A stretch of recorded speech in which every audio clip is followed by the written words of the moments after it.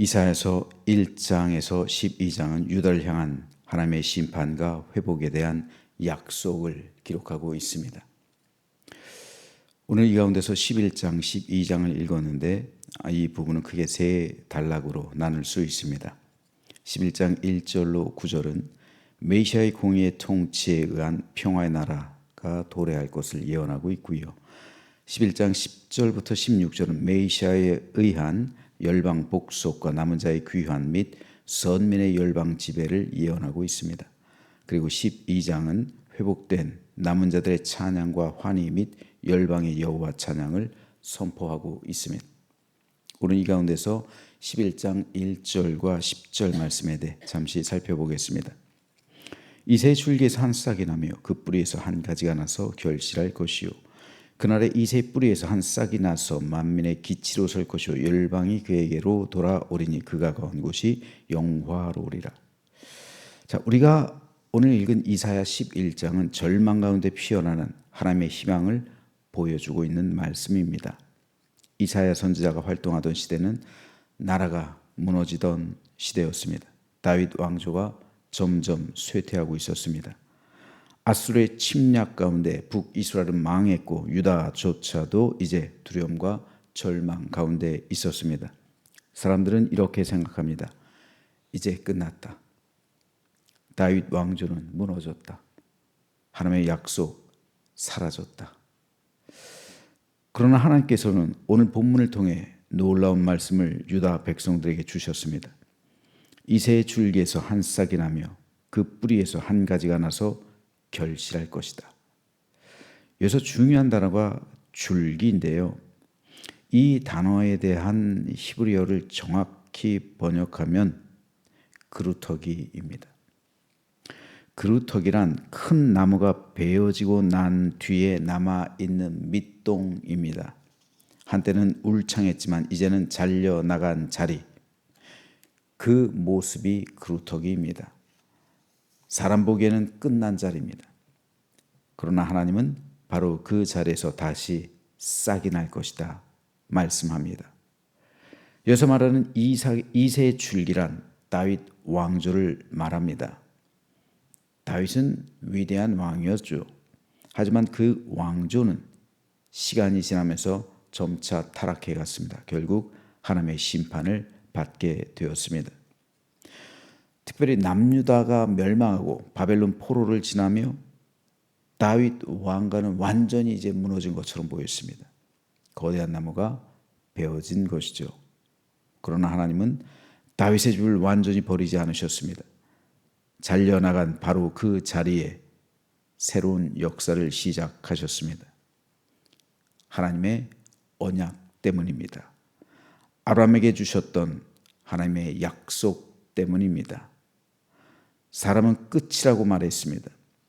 하지만 하나님께서 끝이라고 말씀하지 않는다면 그것은 아직 끝난 게 아닙니다. 오히려 하나님은 성경을 통해서 너무나도 종종 인간이 절망하는 그 자리에서 새로운 시작을 준비하는 것을 볼 수 있습니다.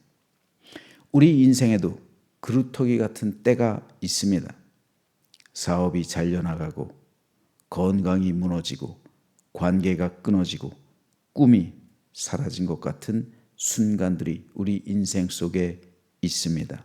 마치 내 모습, 거대한 무엇인가가 잘려나가고 그루터기만 남아있는 것 같은 그러한 모습이 우리 인생 가운데서도 있을 수 있습니다. 그러나 하나님은 그 자리에서 다시 싹을 틔우십니다. 그 자리를 그루터기 삼아서 다시 시작하게 하십니다. 우리 인생에 남은 것이 아무것도 없다고 고백할 그 그루터기 위에서 하나님의 역사는 새롭게 우리 가운데 시작되는 겁니다. 그래서 새로운 인생이 되게 하시고 새로운 모습으로 발견하게 하시고 새로운 기치를 삼으시는 겁니다. 그러면 지금 이 자리에 나오신 성도 가운데 그루터기만 남아있는 것처럼 느껴지시는 분이 있습니까? 그렇다면 하나님은 바로 그 자리 위에서 나의 인생을 새롭게 설계하시고 다시 시작하게 하신다는 사실을 믿으시면서 새로운 힘을 얻고 새롭게 시작하는 복된 아침이 되시기를 주님의 이름으로 축복합니다. 다음으로 이사야는 한 싹이 나온다고 말합니다. 여기서 싹이 가리키는 것이 바로 새로운 왕, 다윗 왕조의 그루터기에서 새롭게 자란 왕입니다. 이 왕이 곧 하나님께서 보내실 메시아를 가리킵니다. 이 메시아는 다윗의 그루터기, 즉 그 혈통에서 나오지만 동시에 하나님께서 세우시는 새롭게 하시는 왕입니다. 다윗 언약을 새롭게 하시는 왕, 즉 메시아입니다. 신약 성경은 이 예언이 예수 그리스도를 통해 성취되었다고 증언합니다. 그러므로 이 싹은 우리의 영원한 왕이요 우리의 구주 되신 예수 그리스도를 의미합니다.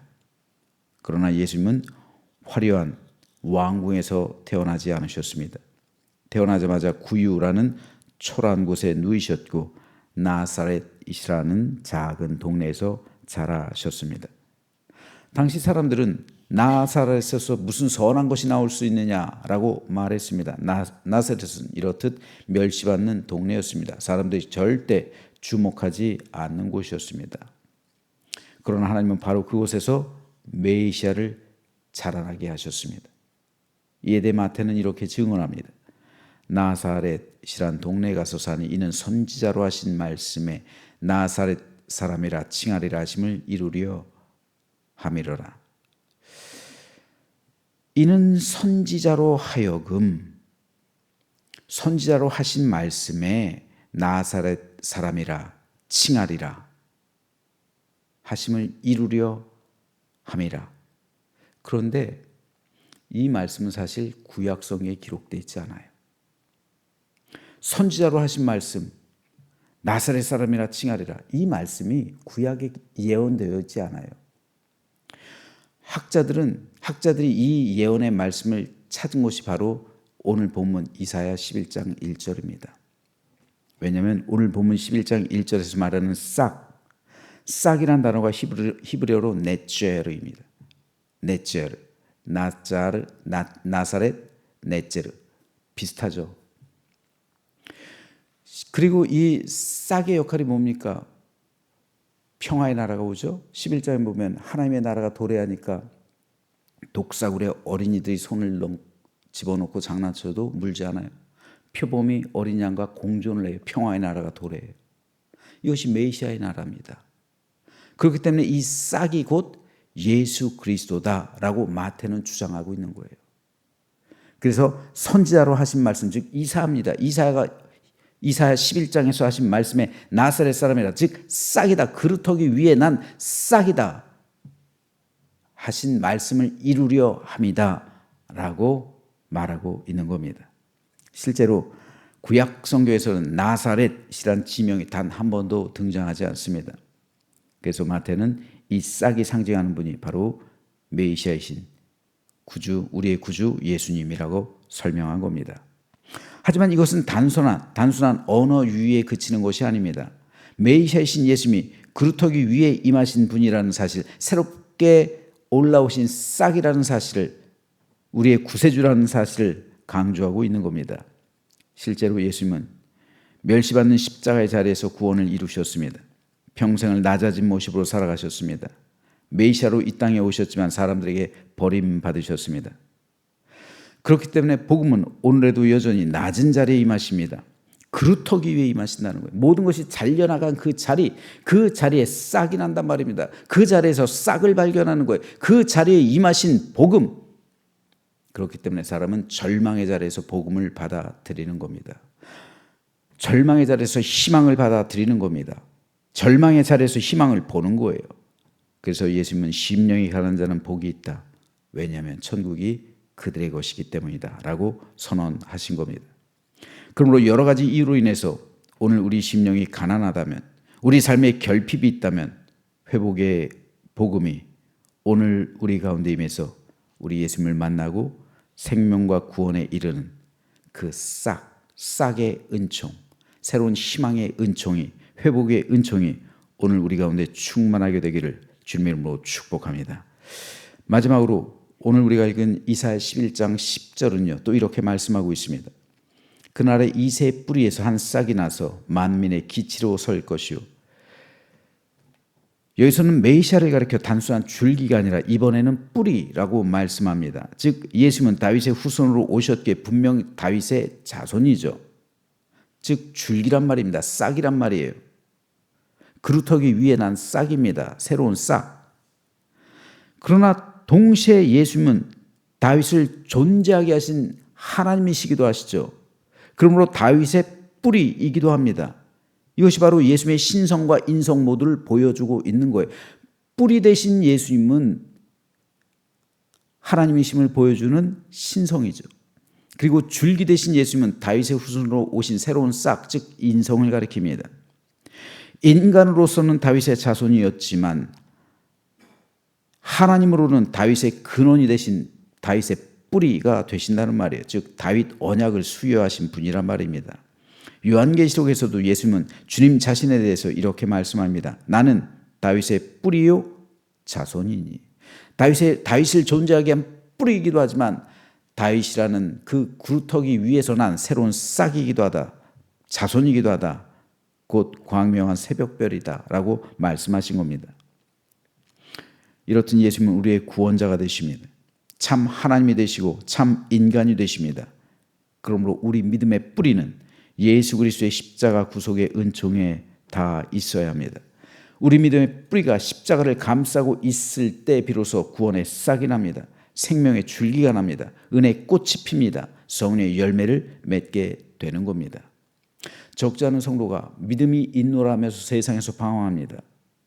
성도라 하면서도 방황하면서 어디를 바라볼지 모르고 혼란스러운 삶을 살아가고 있습니다. 그 이유는 우리 믿음의 뿌리, 그 뿌리가 십자가에 있지 않기 때문입니다. 십자가를 감싸고 있지 않기 때문입니다. 십자가에 맞닿아 있지 않기 때문에 그래요. 십자가에 우리 믿음의 뿌리가 닿아 있다면 그 십자가가 우리의 뿌리가 될 때, 예수 그리스도의 구속의 은총이 우리 믿음의 본질이 될 때 우리 믿음은 온전하게 성장하게 됩니다. 그리고 그곳에서 완전한 하늘나라를 소망하게 되고 줄기를 맺고 꽃이 피고 열매를 맺게 됩니다. 그러므로 저는 저와 여러분 모두가 우리 믿음의 뿌리를 십자가에 온전히 깊이 내리게 되기를 소망합니다. 그래서 강건한 믿음이 되어서 그리스도의 군사가 되고 성령의 열매를 맺으며 많은 사람을 그리스도께로 인도하는 거룩하고 복된 사명자들 되시기를 주님의 이름으로 축원합니다.